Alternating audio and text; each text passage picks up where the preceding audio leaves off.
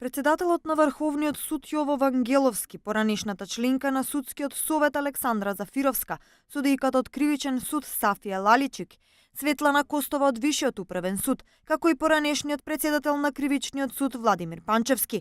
Ова се имињата на 5 судии кои според извештајот на Американскиот Стейт Департмент за човекови права дозволиле политиката директно да се меша во судството. Наведено е дека Вангеловски споделувал клучни информации за активни случаи со политичарите.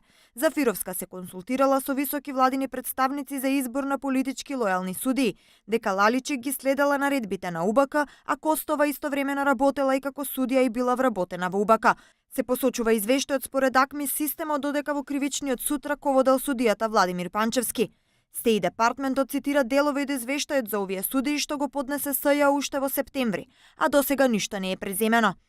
Председателот на судски совет Караџовски денеска не беше расположен да коментира.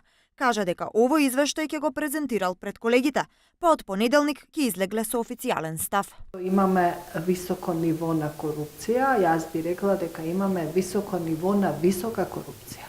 Корупција во високите ешалони на власта, во високите олигархиски ешалони, односно бизнисот и оние кои што де факто контролираат. Го контролираат судството, ја контролираат работата на владата, се носат закони по мерка.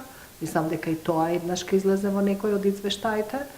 Судовите се неефикасни или судат според барањата и потребите на елитите и на поединци. Стеј департментот ја истакнува политизацијата која останува присутна на ниво на јавната администрација и дека се наградуваат партиските членови. Секојдневно читаме и сме сведоци на партиски вработувања, а се говореше за тоа дека се бориме за одвојување на државата од партијата и на партизација на јавната администрација. За жал, во истиот манир се однесува и оваа власт кога станува збор за вработувањата и поради тоа не изненадува фактот дека нема доволно капацитети за да може да ги спроведе реформските процеси. На извештајот реагира и партиите. Според ВМРО ДПМН смешни биле обидите на заевизмот да се прикаже дека имало напредок во слободата на медиумите и судството. Од СДСМ пак вела дека режимот на ВМРО ДПМН носел најнегативни извештаи на Стеј департментот.